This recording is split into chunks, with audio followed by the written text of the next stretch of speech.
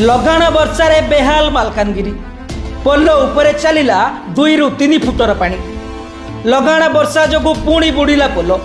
वर्षा जारी रहिबा कारणरू कांकुरुकोंडा और कन्या आश्रम पोल उपरे 2 ରୁ 3 फुट उच्चतार पानी प्रवाहित होउची। फल मालकानगिरी ठारू कालीमेला और कालीमेला ठारू पड़िया मध्यरे जोगाजोग विच्छिन्न रही। उभय स्थान में पोलर दुई पार्श्व अनेक जानवाहन अटकी रही। मालकानगिरी जिला कालीमेला ब्लॉक रे एभली दृश्य देखा मिली।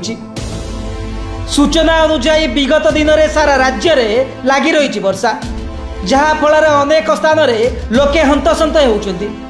यारी भितर मालकानगिरी 2टी पोल बुड़ी जाइछि।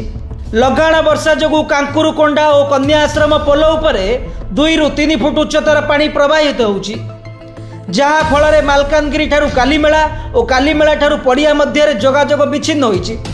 फल स्थानीय लोके नाई नथिबा असुविधार सम्मुखीन होउछंती। पोल उपरे पानी प्रवाहित हेउथिबारु उभय स्थान में यातायात बाधा प्राप्त होइछि। पोलर दुई पार्श्व अनेक गाड़ी अटकी रही। सेपटे गतकाली संध्यारे जिला सदर महकुमा प्रबल वर्षा जोगु रास्ता उपरे मध्य 2 फुटर पानी लहड़ी भांगुतिला। लगाण वर्षा फल आंध्र को जोगाजोग विच्छिन्न होइछि। मालकानगिरी निरंजन मल्लंक रिपोर्ट, सर्वसाधारण न्यूज।